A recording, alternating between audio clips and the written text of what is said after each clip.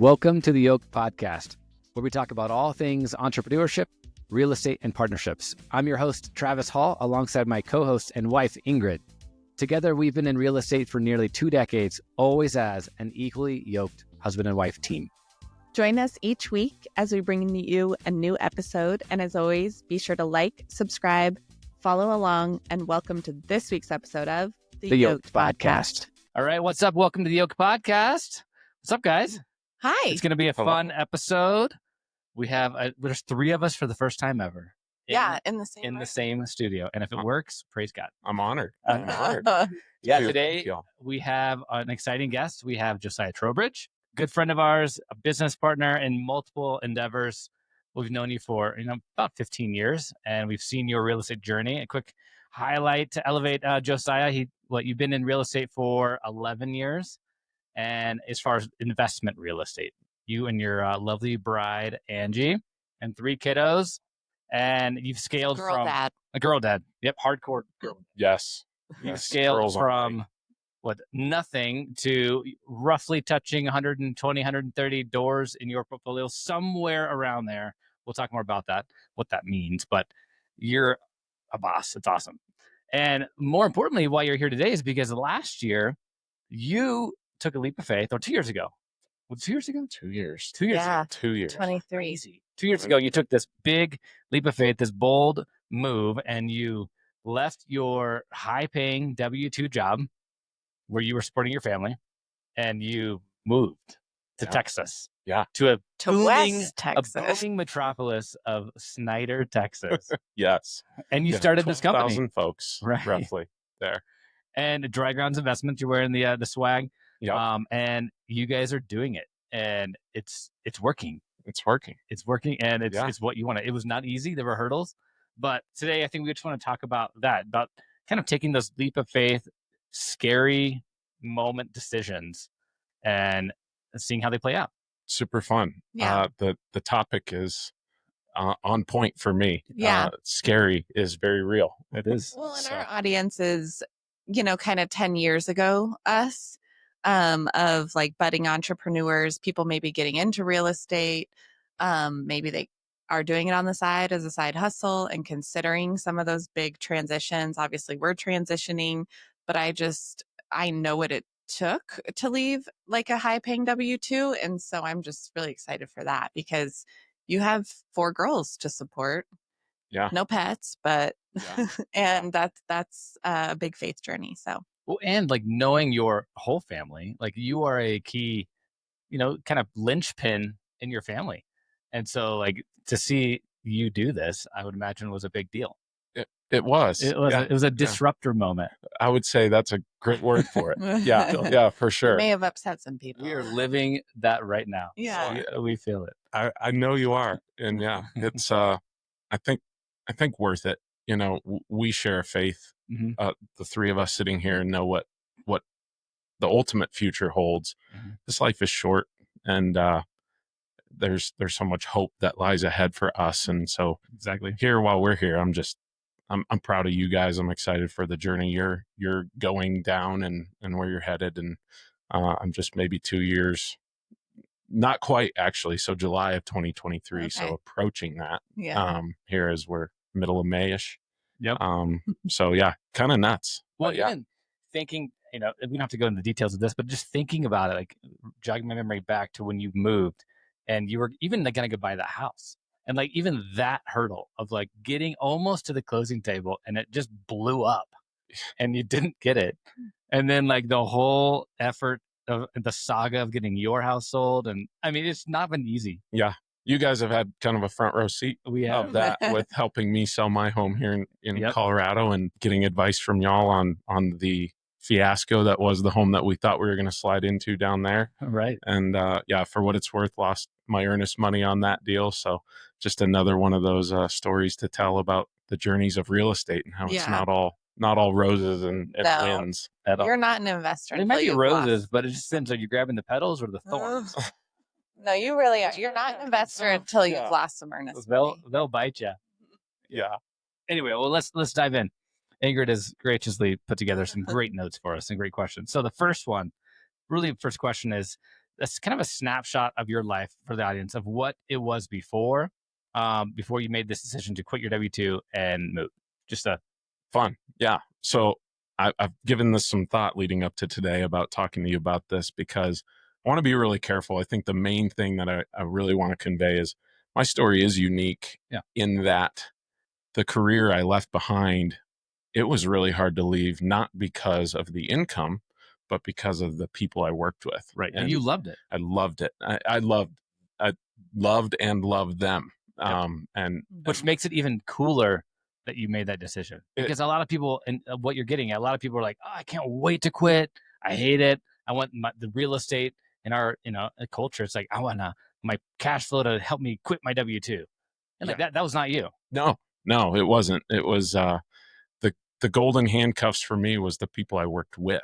It wasn't the income so much, which was great. Yeah, for sure. But it's two guys that took a shot on me when I was a kid at 22 and gave me my first real role in sales at this position.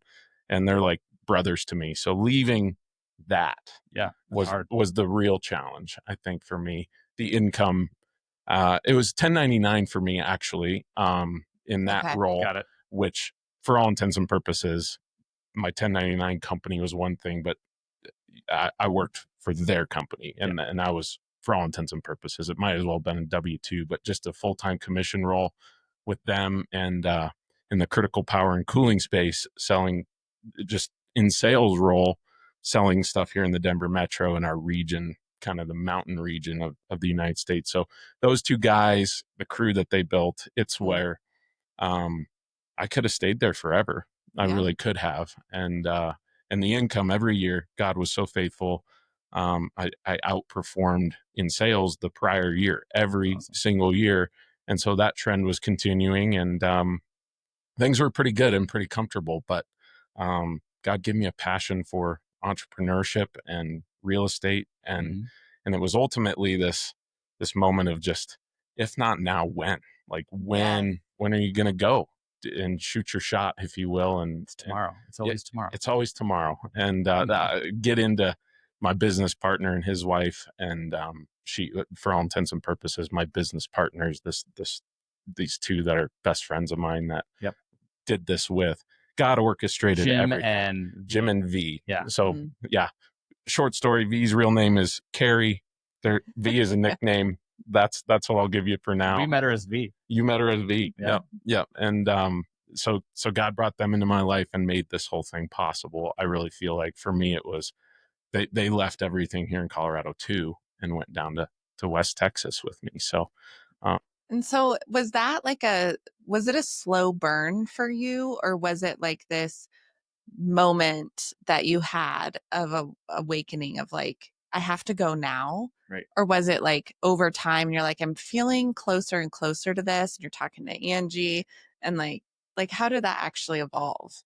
Man, yeah, I'd say 2018 was a turning point for me in the real estate investing space, where Angela and I were doing some things, and it was side hustle stuff, but it was like, I like this too much and I want to go harder at real estate investing. So 2018 was the moment where I'm going, somewhere out there's other folks that are not trust fund babies like I'm not, who have made a way and really built a significant portfolio in real estate.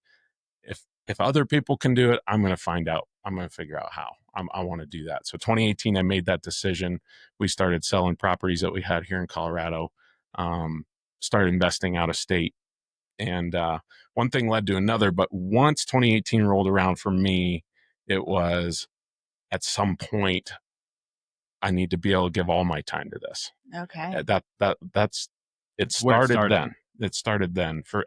Prior to 2018, I don't know that I had those thoughts. Okay. And so 2018, and then connecting to other real estate investors on a more intentional level. Now I'm next to shoulder with other folks, interacting with them, learning from them, and kind of being pushed and going, man, I couldn't sleep at night really knowing that I wasn't giving it all of me. And so one year after another, it was, years were rolling by of I'm still doing both. I'm still one, what do you say? You can't ride two horses with one rear end. So it was that for me, and it was. Is that what they say in Texas? Yeah, that's what they say in Texas. I'm like, okay. Yeah. No, maybe not, but I don't say it somewhere. Somebody says it like that. So yeah, I hope I answered your question. No, that's helpful. I think it was burning inside of me. Maybe not a slow burn, but just how. And you alluded to it, Travis. I've got Denver's where everything, everyone. I know it's y'all too. Mm-hmm. My family. Are you a native here? I am. I'm in the presence of greatness. You really are. Two natives. You should bow. Yeah. Now it's nice to be in Colorado where I can be, are you a native here when I'm in Texas? Yeah. No. Right. But it's not, no offense, honey, but you didn't leave, this, space where, like, the same as us, of like, oh, there's a lot of lack here, right? Of like, oh, I don't have family here. I don't have access to recreating like I love to do. Like, wasn't that here. And you still made that move. Yeah, and I know you have a family. Great life here. Yeah, but it wasn't out of this. I think often we hear people make big decisions based on access to other people and things, and not necessarily like listening to the burn inside their own heart, like you, of like, it probably got to a point where if you didn't go, you weren't being obedient. Mm-hmm. I agree. I feel we were, so shout out to a friend of mine, Tarl Yarber. Y'all have heard of him. Mm-hmm. But we were in Austin with Tarl, and just sitting down, a small group of us, and went into the restroom of this place in between our conversation. And on the wall was a quote from Mark Twain, and I should know it verbatim, but ultimately it talks about how a ship was made to be out in the open sea. And while it's in the harbor, I mean, it's safe, right? Like that's why harbors exist. You keep the ships there when storms come, whatever, but that's not the purpose of a ship. And he said, life is too short. Get out in the ocean and cast off the bowlines and go. And while I was in Austin at this little deal, it was while I was still here in the middle of all this, and this thing on the wall was one of those moments of just, oh my gosh, like it's gotta go. It's time. Yep. That's time to go. And so awesome. Having that adventure, that's for sure. Absolutely. Yep. You talking, I think back to one of our first conversations that I can remember was in the Red Rocks Littleton parking lot. I remember it well. Yep. And we were chatting, and I think you had just bought one or two or some amount of houses in Memphis. Yeah. Or outside Memphis area. And I mean, that was probably pre 2018 or maybe right around that time frame. Yeah. But it was like obviously we had met and multiple times, but not really had a deep conversation about real estate. And it was kind of like this, like, oh, yeah, we're the same.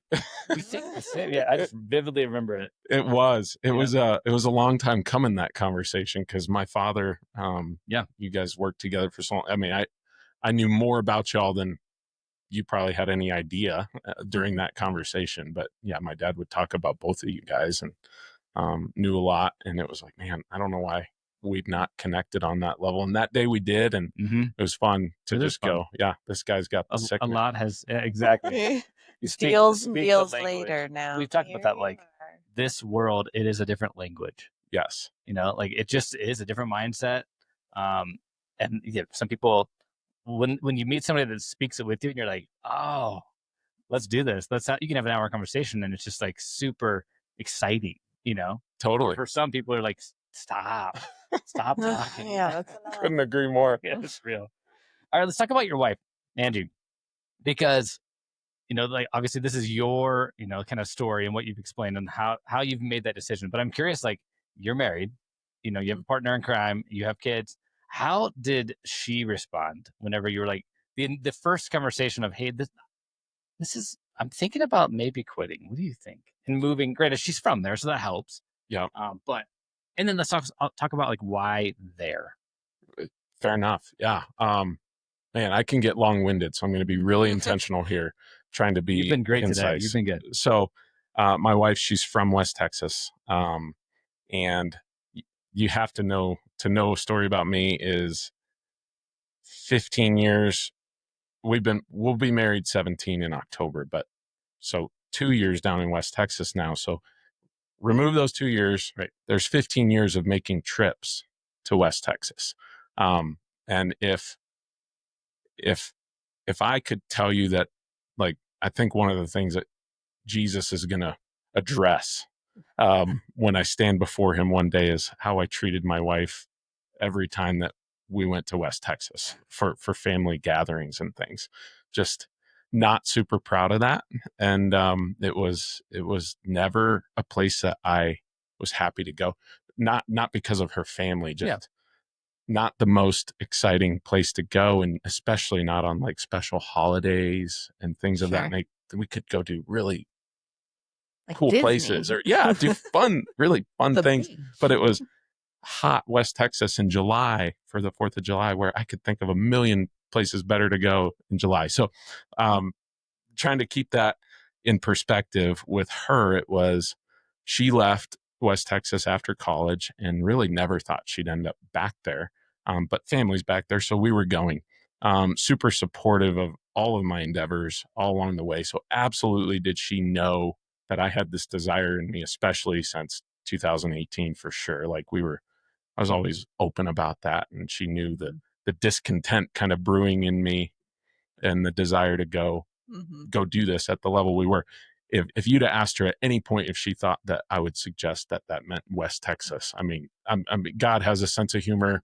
Life is ironic. Yep. It's just, it's the last place anybody that knows me well would have thought that we'd end up.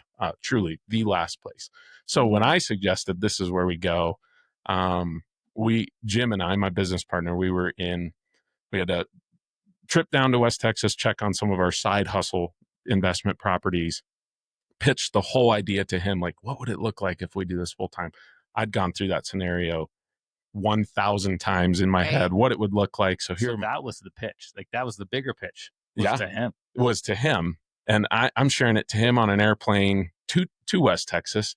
And his eyes are like a deer in the headlights. He's eating up everything I'm saying. He's like, this is possible. It was amazing. I mean, it was just so funny that he was like, most people are like, you're insane, but he was all about it.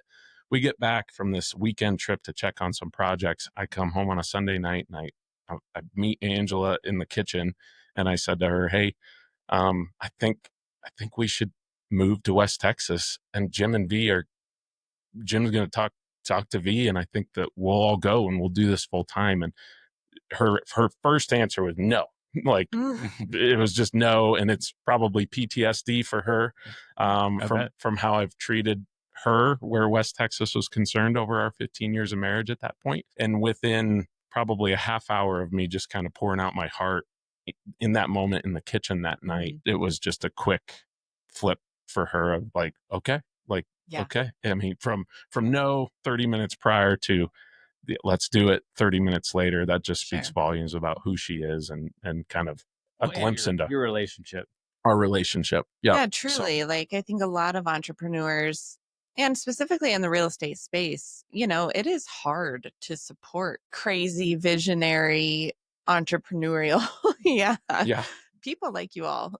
From a spousal perspective, I only say that because I'm more in the logistics and operations side, but visionaries at large, I mean, it is so challenging because y'all have a million ideas a minute.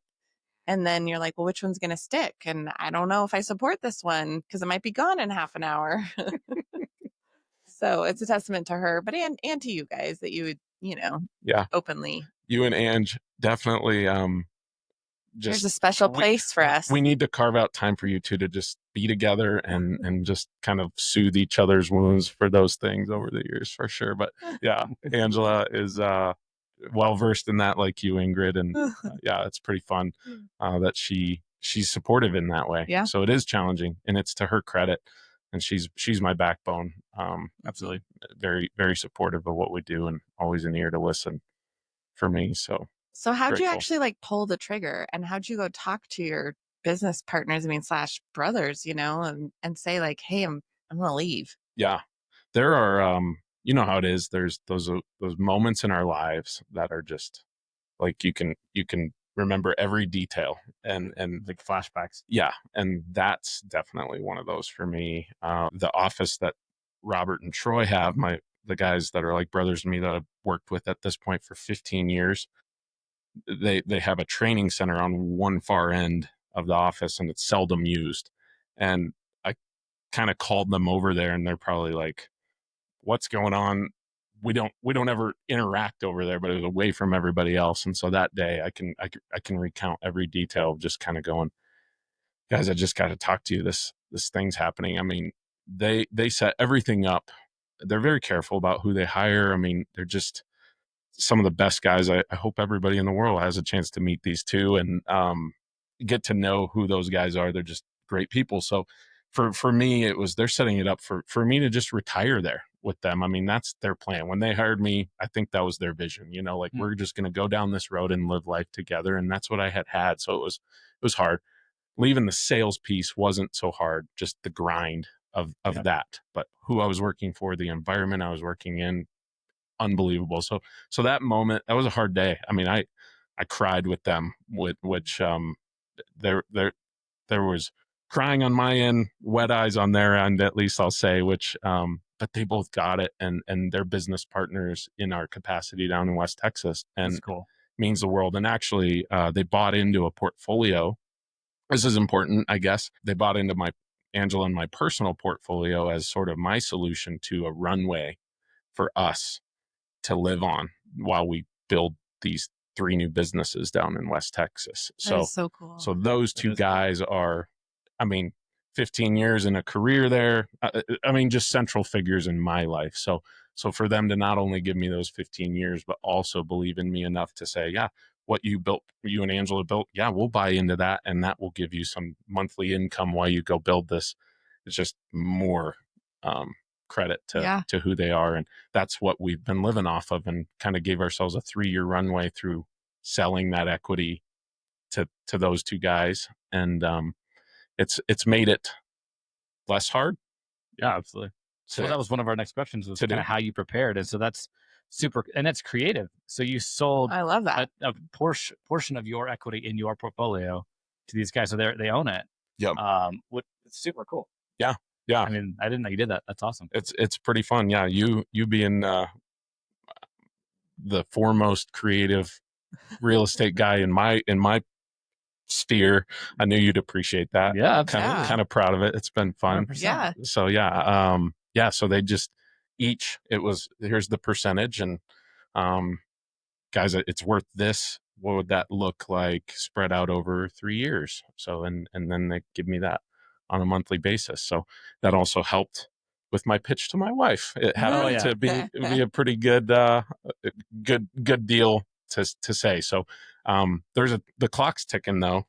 We got down there in summer of 2023, started taking those payments from those two friends of mine in the fall of 23, and I gave myself 3 years. So fall of 2026 is coming quick when they've fully bought that equity out. Okay. So Jim and I, he did some similar things, not quite the same, but just made arrangements with their finances to give himself a runway for him and his wife. Well, and in doing that, it gives your company a runway to not have to take from it. We've been doing, which is cool. And we're a little bit ahead of schedule, which is fun. Like we thought 3 years with not collecting a paycheck of any kind from this company, and we were able to start getting a small salary all by the end of 2024. It's amazing. So a little ahead of schedule. So praise the Lord. Nice. Yeah. What else did you, or like, what was a big surprise? Like you get down there, like I imagine like you're all moved in, and you and Jim are standing there in the West Texas heat, and you're like, now what? Or in a camper, right? Yeah. You're like, what do we do now? Yeah. Like, how did you actually start? Yeah. Or was there something that you would think like, I wish I would have been better prepared for that? Or gosh, there's nothing that could have prepared me for what this has been. And I don't know that I would change that one bit, and I think that's probably true for all of us when we go down these roads. I had visions. It was fun. Once we made the decisions, once I had the conversation with Robert and Troy in my old position, and it was, on that Sunday night that I talked about where we shared with my wife, and Jim got back to his home and shared with his wife the plan. By the way, she said no, and she's like, "You're crazy." She was a baller, amazing, a baller, and had an amazing thing going. And her response to Jim was, "You're crazy. Like, are you kidding me? No." Next morning was Monday. She was driving to work and she's going, "If I don't have to do this anymore." And all of a sudden she called him up. So my wife, 30 minutes, his wife, 12 hours. Not bad. Yeah, not bad at all. Some both of their A women. Yeah, I know. And they both said yes. And it's been a journey. So forgive me, get me back on track. What was just, if there was like something that you wish you would have been better prepared for, or you're like, or even like what's the biggest like hurdle when you get there and you're like, oh, like what did I do? Yeah. Did you have any of those like, oh my gosh moments? I mean, only thousands. Yeah. I mean, anyone facing a big decision is going to be like a million times. What was I thinking? I mean, we had to do everything. This business, we had a pretty clear picture what our goal was going down, but we've pivoted dozens of times already with the business model in light of every day just unfolding and going, well, that isn't going to work. That isn't going to work. That isn't going to work. What can we do different to make this whole thing work? We've pivoted a lot. And those are just Jim V and I on the phone and in meetings adjusting to those things. It was, we had to build all the relationships. I mean, everything. We started a construction company down there. We started 2 acquisitions companies, and this product that we're now offering is hitting the sales circle piece where it's no longer just about meeting folks and finding out how to build a product. We've arrived there, but when we got there, it was how do we get acquisitions and a channel for that, and a mutual, I borrowed from Cam, a mutual friend of ours, just what do you do for leads? How do you do that? Just crushes it. Really working hard to build those relationships. Construction in West Texas is really challenging. Good help is hard to find in construction, as you guys know. Yes. Take that to West Texas, and it's now 10x how difficult it is. There's less people. There's less people. And everyone's in oil out there. Yeah, it's really, really challenging. So the only way this worked was us being there. That became really obvious. Like, we just had to be there to be able to do it. And so all these moments of looking up at the sky going, I left the beautiful Rocky Mountains of Colorado to come down here and like not be able to find good drywall guys, good painters, I mean, that's just on the construction piece. Right. Then it's, where's the next deal going to come from? Where's the next house going to come from? The stuff I was looking at was ridiculous in the early days of just, Jim and I wouldn't touch half of the stuff that we were considering and prospecting on just 24 months ago. But out of desperation, I mean, we were walking stuff that was, you had to be so creative to be able to potentially turn it into a worthwhile endeavor. So yeah, I mean, just challenging. And then driving around West Texas, nothing's close. So I'm just on the road and alone in my thoughts a lot, to dwell on the decision that I made, to be down there and just marinate in that, which is also a great time for prayer. And so the Lord has shown himself faithful to calm me. But yeah, I haven't handled it with flying colors. There's no doubt. Like, I think I aged a fair bit in these last 2 years, and have learned a lot just in my faith too. Just like, Lord, you're good. And he has shown up and just answered so many prayers, and we have that at least. Yes. And I share that with my business partners and of course, Ange. Yeah. So I'm blessed. Tell the audience just a little bit about the product that you guys are putting forward right now, because I think it is really unique. But also just like, what are you doing? Yeah. Well, like for the sophisticated listeners, we've talked about you on our podcast. Oh, we have. Yeah. And so, this is the Josiah Trowbridge of Dry Garage Investment. Well, yeah. Because we do think what you're doing now is how, like, one of the dozen of pivots, or however many you're on. Yeah. The current pivot is super cool. Well, that means a lot. And thank you guys. And it may pivot again. Yeah. I mean, it may. For what it's worth, where we're at and what you guys have graciously shared about on here to others, it means the world to us, by the way. So thank you. Absolutely. It is the future. I mean, this one's sticking, and it's really the solution. So what we're doing is what we're calling turnkey investment properties. That's not a new term, right. And they're available. What's unique about us is the West Texas. West Texas is unique, guys. It's the people down there are unique. They are good folks. And I got my teeth kicked in Memphis, Tennessee, where you can, in fact, find a fair amount of turnkey. Right, investment opportunities. Our differentiator is West Texas, folks. West Texas culture. I'm just here to tell you that if you're considering a turnkey in Memphis or maybe us, you want the family that's influenced by West Texas culture to be the group over what I was experiencing in my investment journey in Memphis. Yeah. So it's an X factor. It really is. So that's a really unique deal. So what we're doing, we're identifying, finding, buying single family distressed homes. We went down there, Jim, career in construction, officially, where my dad had me carrying sheetrock and learning how to do all these things from the age of 8. Jim honors me with asking me and giving me a voice in the construction space with no formal education in that space where he has tons of it.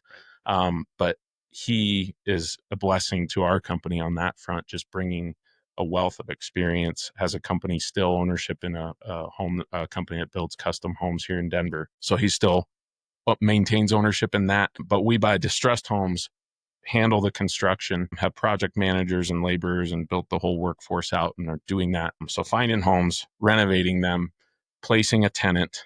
At that point, you now have all the numbers that an investor is concerned with. Right? You know what your rents are, and you know a sale price, because we're going to give that to you for what it is. So we're addressing all of the key components of the home. We make it clean. We make it nice.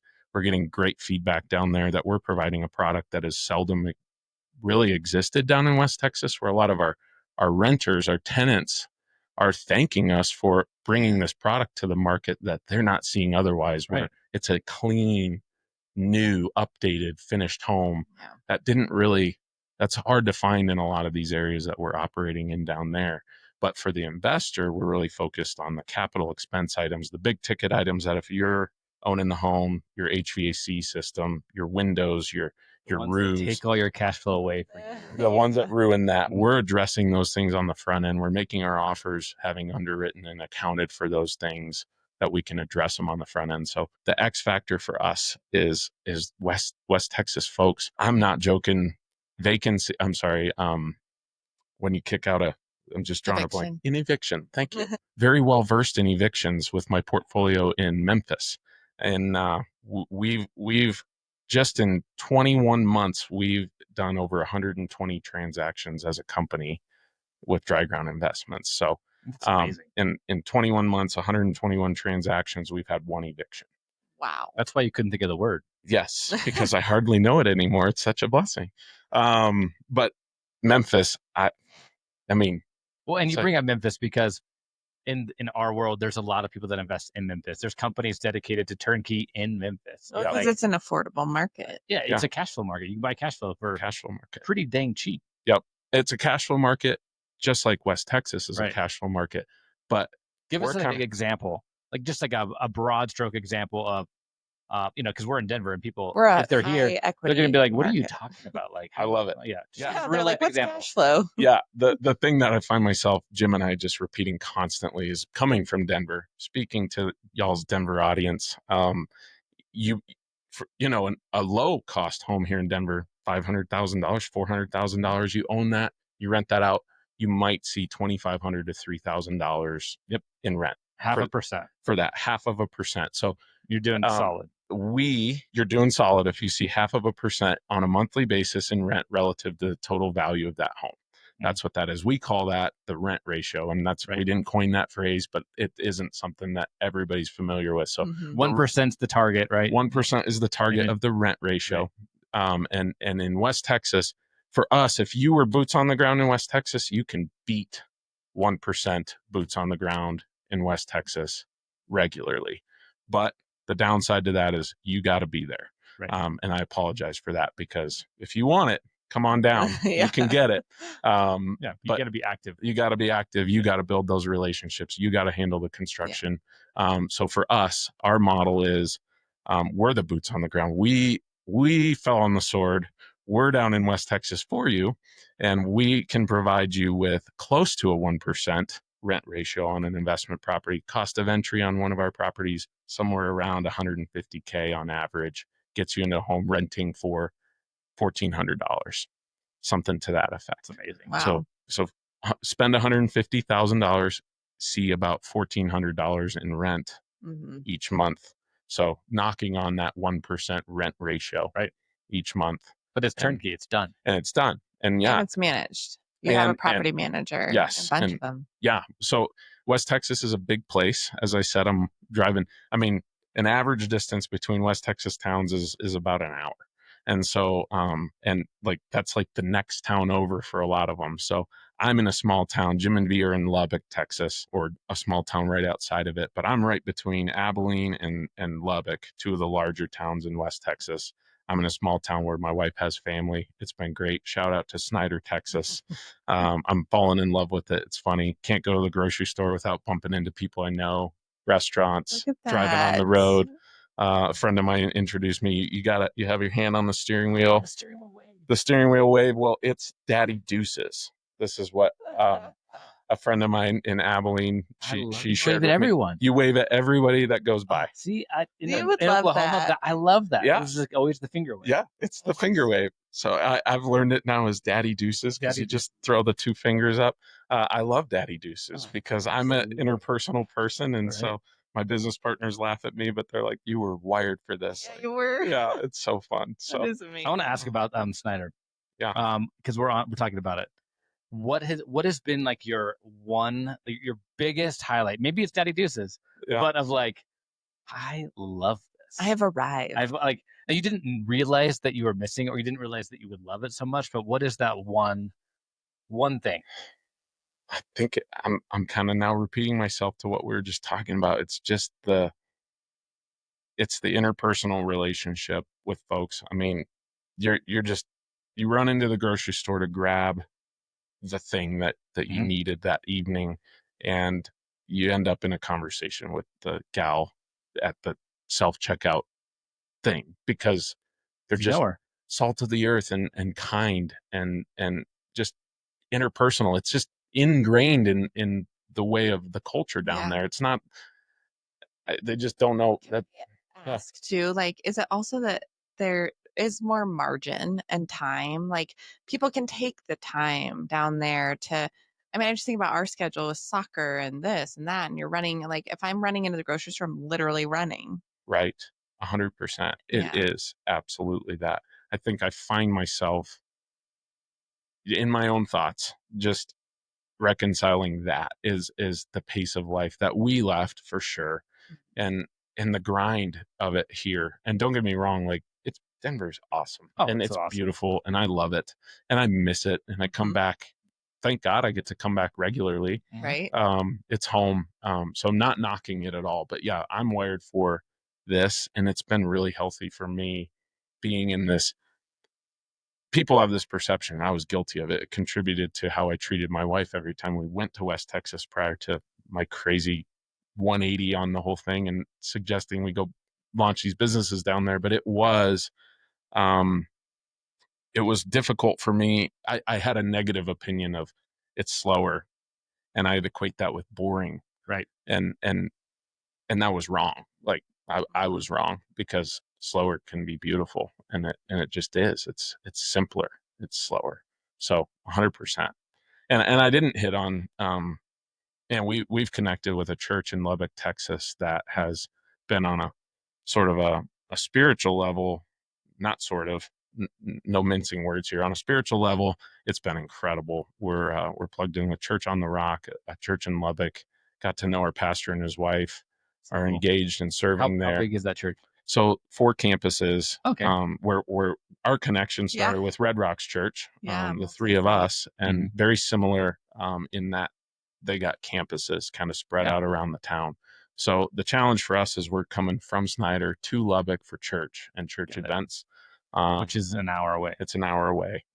But I lived in Castle Rock, Colorado, and would drive to my office in Arvada most days. So that was an hour. Yeah. So the only difference is there's houses and buildings all along the way on that drive, where this one it's highway. It's highway and the wilderness. That's so awesome. Kind of crazy, but yeah, we're loving that. I love that. It's been a really neat season for us. Hearing you talk about the grocery store and like restaurants, and like I've told this to Ingrid before. Like I remember growing up, and my town in Stillwater wasn't tiny. It was a good sized town. Yeah, but it was small in comparison to where we're at right now. 30,000 people at the time. But I grew up going to you go to a restaurant and like people. Every restaurant ever, someone there. Yeah, and I miss that. And I can't wait. Obviously we have to develop in our community and like build that like you did. But I just know it's real and I can't wait for it. Oh, yeah.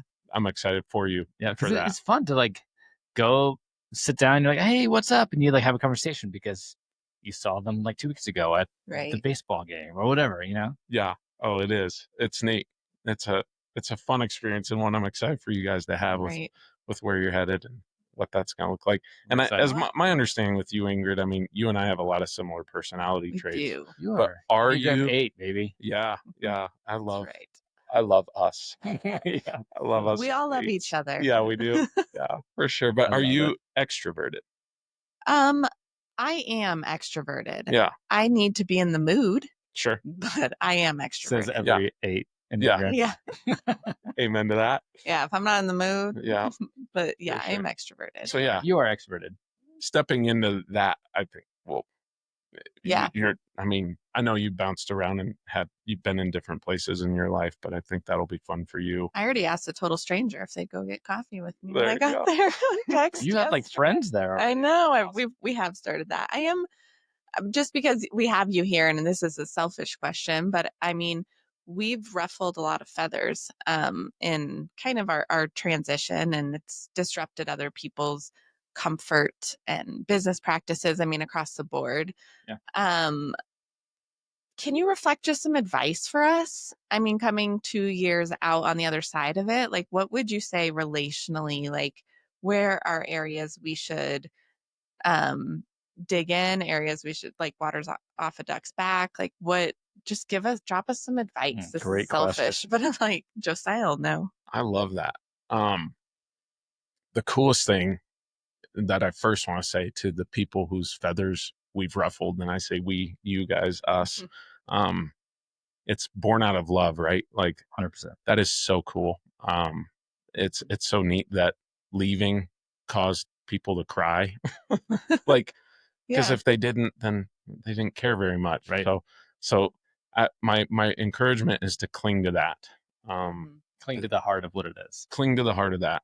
That would be, if that's my single most thing to encourage you guys with as you go. Okay. Is to cling to, like, I was like, give me something else, Josiah. As humans, right? It's hard because those people that are maybe even mad at you or hurt, it's because they love you so much, and we're all humans, and it's hard to express things maybe always the proper way. And I experience that for sure. But for you, I think as much as you and I have in common, Ingrid, I think it's like, cling to that and remember that, like, perspective, fight for it. And just be eager to forgive them for that. Because there's passive aggressive comments and some lack of support there. And sometimes those things still crop up even 2 years in. And that's okay, because I just know, like, okay, this is your love. It's their way of reminding me that they love me and miss me. Right. Sure. And that's not the way I would ask them to show it all the time. But yeah, the heart behind it. I would that's where I would go with what you asked. I know it's not what you wanted to hear. No, I know, but that's why you asked. Yeah, like, give it to me. Because it doesn't change a whole lot. And it changes things. Like, it will never be the same back here again. Sure. Once you're there. Yeah. Like, it's different. It's going to be different. Like, if God's thing was for y'all to go, but then for some reason he calls you back, if that were to happen, like, it will not be the same. I mean, we have good friends that have experienced that. Yeah. That they were gone for a while, they came back, and it's good. Yeah. It's just, it can be, but it's not wonderful. It's not the same. Yep. But it won't be the same. Yeah. And but it's going to be so fun because your journey is going to be I feel like so similar. This is still going to be home or like you're in conversation. I think you guys will be like, well, out there, you'll reference this as home. Yeah. Probably. It happens to me out of my mouth. And sure. Even for me, like home, I would say that about Oklahoma. And I haven't been there since 2008. Yeah. Wow. It's a long time. Yeah. Right. But yeah. Well, let's keep going. Let's wrap up. I have 2 questions for you. Because if I let Ingrid keep going, I know she's just gonna go. Let's go to lunch, Josiah. On this advice question, what advice would you give someone? Let's say that somebody is driving their car right now, and they love their job, but they have this burn like you did of something in their heart. They're like, I know this is for me, and I'm terrified because I love my life. Yeah. But I feel like I am being called to it. What advice would you give them? So cliche. I don't want to answer that flippantly. That is I just can't. I come back to, for me, this life is too short. And I believe, we're equipped as humans with the ability to do hard things. And I believe in doing hard things. And I think that that's where the biggest, most fulfilling stuff we ever do in our lives comes from, the hard stuff. And that's where it's the most meaningful. And so freaking go, like, just go, take the step, jump, and have the time. Like, this has been a ride, man. Like, and it's had, I don't want, I'm not going to sugarcoat it. We've had a lot of hard days, and it's been challenging, and stress and lack of sleep, but it ain't boring. It's not boring. And it's been really fulfilling. And to see it through, I think I'm focused on trying to get there and arrive. Right. But this is the good stuff. Yeah. I'm in the middle of it, the challenges, the hard times, the difficulty. And I'm not going to, at 65 or 70 or whatever, look back and go, what if? And exactly. I just don't think that it's worth, if there's a chance, if you could picture yourself at 60 or 65 thinking, what if, then you need to pull the trigger. Yeah. I totally, we've talked about that a lot, of like, we don't want to, get to the end of our road and look back and say, man, what if we would have done that different? Or like, what if, like, why didn't we? Yeah. You don't want to live that way. And we had this business breakfast at our church here recently, and they suggested, it was more about like business, skills with employees, but it is pertinent to this. And he talked about one question. He's like, that I think you should ask yourself when you have a hard situation is, what would you do if you wouldn't hurt anybody's feelings? And it's like, okay, man, and it's so good. It's like so good. It's so good. And it's because a lot of times those hard decisions like this, like we're talking about, like, it's not just that you love your job, but it's that, well, then I'm going to leave this person. And you love the people. I love my friend, and it'll hurt their feelings. And so good. That is an incredible way to phrase that. And very challenging. You guys, I know you know who he is, Alex Hormozy. I just consume everything that he puts out. He's so good. Not necessarily, there's not alignment in his spiritual perspective of things, but I get so much value from what he has to say. And he's one of the ones that I'm literally thinking of him, as I said, we're in the middle of the good stuff on this journey, the hard, the challenges, the things that come up, the curveballs, the pivots. That's the good stuff. How do we overcome obstacles and challenges? Once we get to our goal, like he's like, you're just going to set a new goal. Right. And we're human nature. We're going to move the goalpost especially those of us who are entrepreneurial. So he's like, enjoy the ride. And yeah, your question, if you're not going to offend anybody, what would it look like? If the answer is you'd go, well, then that's your answer. Then you need to go, right? For sure. I won't let this podcast leave without, you both need to hear. I mean, you inspired me when you left your job years ago and went to just go full time at being an entrepreneur and making real estate space the full thing. So for your listeners, they need to hear just, I mean, you guys impact me in a lot of ways, and we're business partners on some things, and it's super fun. And I just think the world of y'all. So thank you. It has, and your move has inspired us. I know. Truly. We've talked about it multiple times. And I'm like, Josiah did it to West Texas. And I'm like, we can go to Coeur d'Alene. I love that. All right, let's talk about our favorite question. Yes. And actually, it's cool. It's obviously the question is, what are you yoked to right now? And so I want to ask that to you. But you have two things that just kind of threads. First of all, your wife that you're yoked to, which is super cool. And you talk about it. But I think yours is unique too, because you have this business partners, and you guys are totally aligned to make this move together. And so obviously we talked about business, real estate, all that stuff on this podcast, but it's all about what are you currently yoked to? And so I say that like right now, today, in Dry Grounds, the Lane, what are you yoked to? Man, fun, man. You kind of stole them because those are the two biggest. I mean, you said it multiple times. I'm like, man, this is amazing. Like, it's so cool. Yeah.